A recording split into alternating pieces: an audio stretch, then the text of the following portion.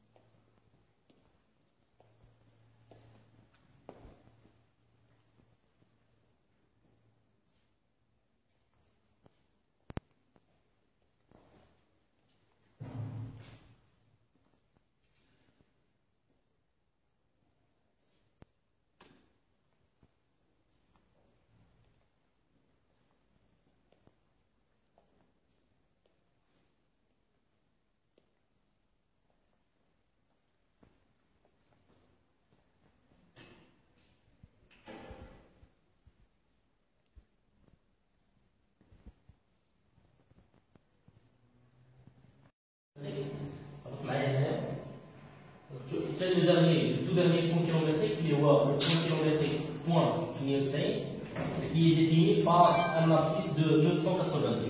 Donc j'appuie sur OK après la définition des demi-profils. Donc vous avez le montant de calculer le projet qui est déjà calculé. Là, vous cliquez sur l'icône le demi-profil type. Il y a le demi-profil type qui est à gauche. Là. Le demi-profil type dans le projet.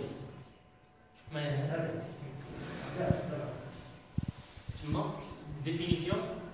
Donc, je le demi-profil type là, c'est 8 cm de membre de bitumineux, 20 cm de GFP, 20 cm de GNR, 20 cm de tournement compacté, 5 cm de carrelage ou 20 cm de tournement compacté. Donc, après le calcul du projet, je fais l'économie. Je retourne l'avant-dernière, l'avant-dernière icône, elle est là. On trace les profils en travers. Donc, bien avant, une vue animée du projet.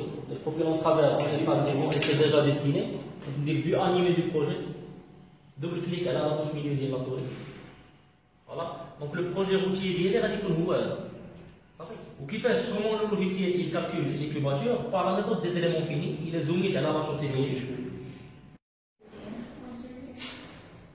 What is the great difference between the friendship among men and the friendship among women? Okay?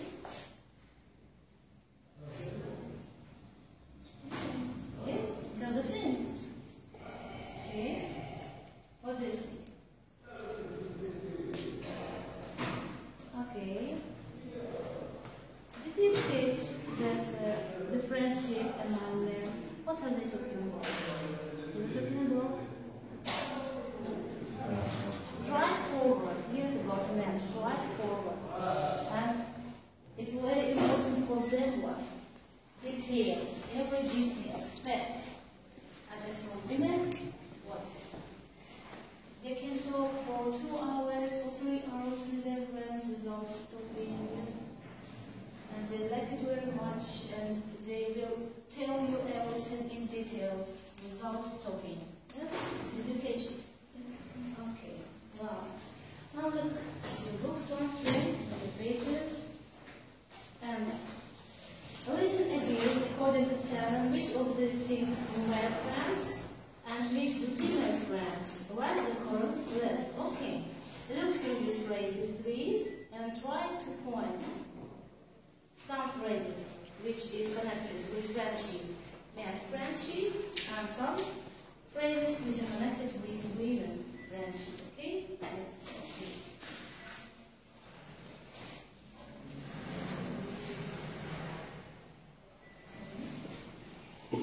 In order to understand perfectly, I give you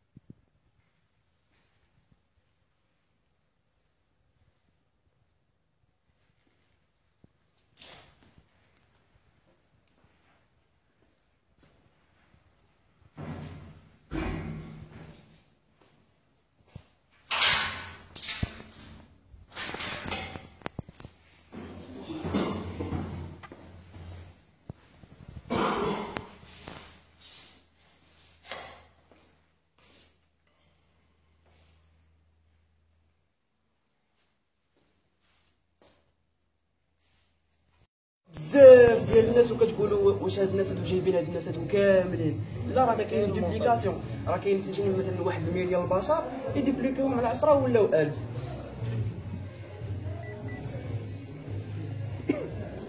C'est bon? Pour son présence avec nous aujourd'hui.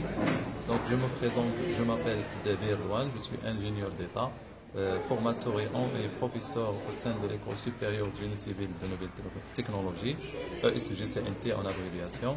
Alors l'école ESGCNT a pris son autorisation en 2014. Après un an, on a passé à l'accréditation. Maintenant, on est dans la phase de la reconnaissance, c'est-à-dire l'équivalence. Donc pour la formation, on assure la formation dans le domaine de l'ingénierie, spécialement 5 filières, génie biomédical, génie civil, génie mécanique, génie mécatronique et le management en ressources humaines. En parallèle avec ça, on assure également la formation continue dans le domaine de l'automobile, génie industriel et l'audiovisuel.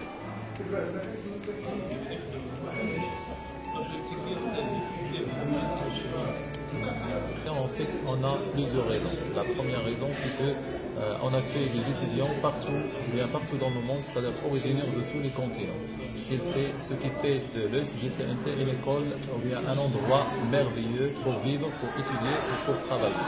La deuxième raison, c'est qu'on assure une formation de qualité grâce au groupe, ou bien au groupe pédagogique des professeurs qu'on a. Tous sont des docteurs et des ingénieurs qui ont accumulé une grande expérience dans leur secteur de travail. La troisième raison, c'est que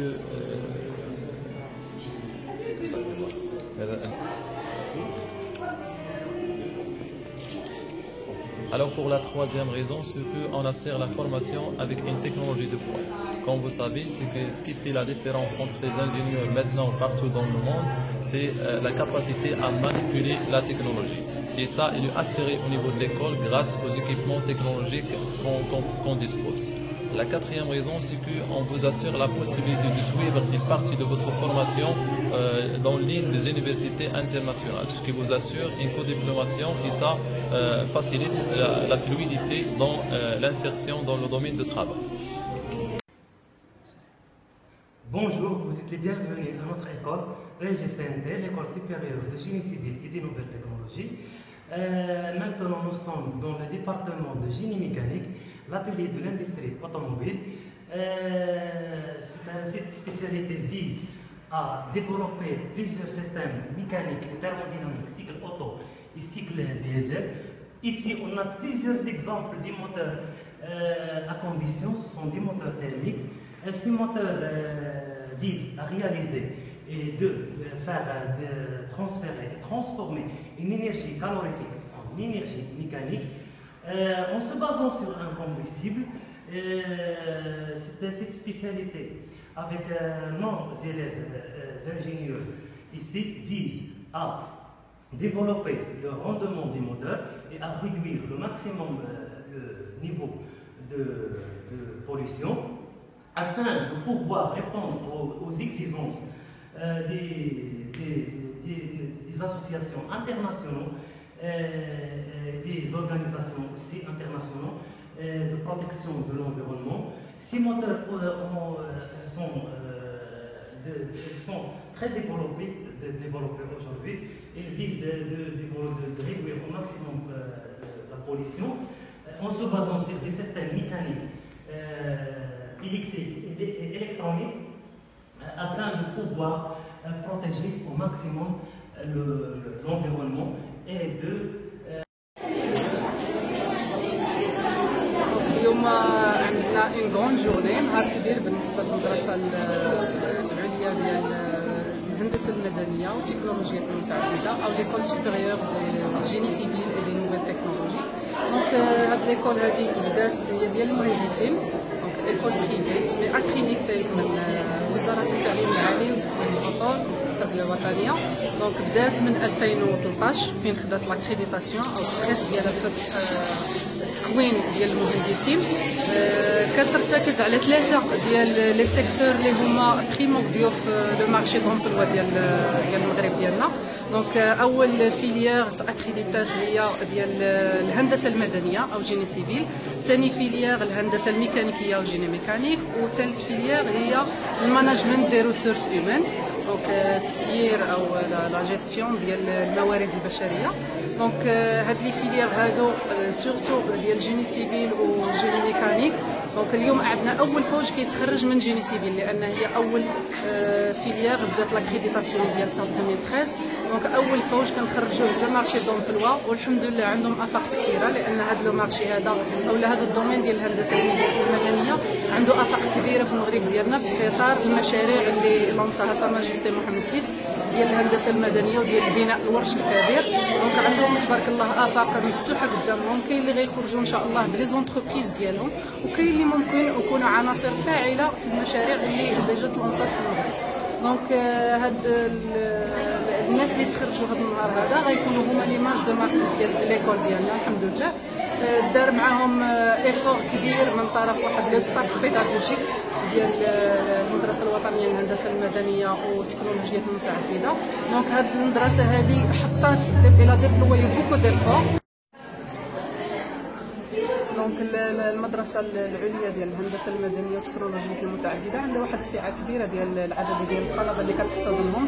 دونك تقريبا عندنا ما يزيد على 320 طالب اللي كتحتضنهم هذه المدرسه هذه، بما فيها الشعب بثلاثه: الهندسه المدنيه، الهندسه الميكانيكيه، والمانجمنت دروس ايمانيه. دونك كتحط على ديسبوزيسيون ديال لي ستوديون ديالنا الماتيريال اللي غادي نحتاجوه سواء في ميدان الشغل او في ميدان التطبيق بصفه عامه ديال المواد اللي كندرسوا لهم.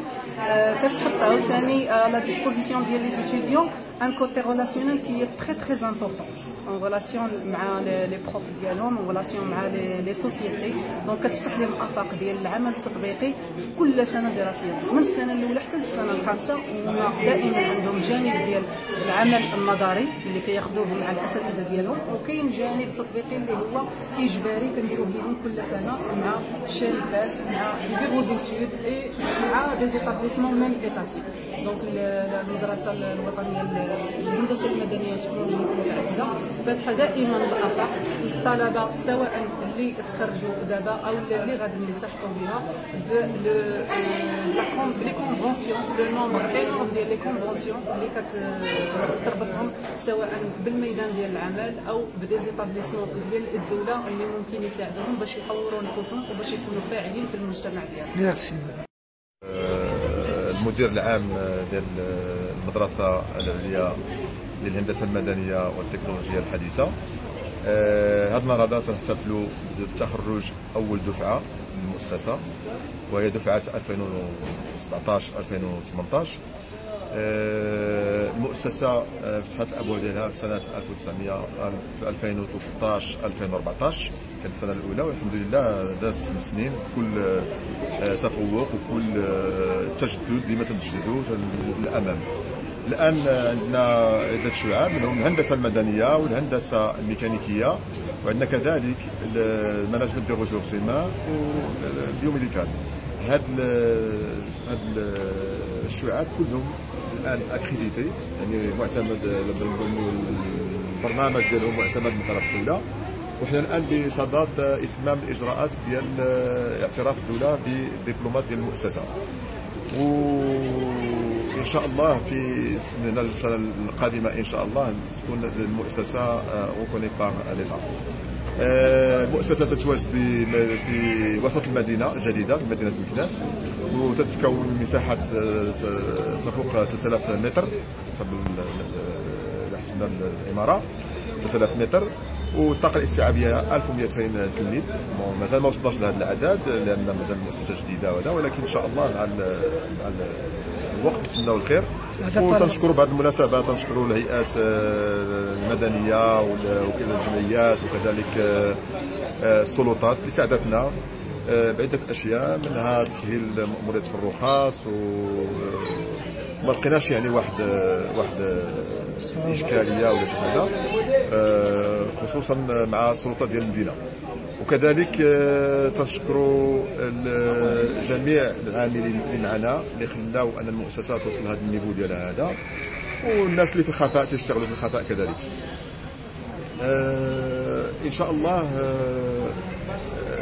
سنه على سنه تكون واحد التطور، والمؤسسه تحتوي على واحد الاليات والمعدات اللي تتنافس بها اكبر الجامعات الدوليه اللي كاينين على الصعيد الوطني.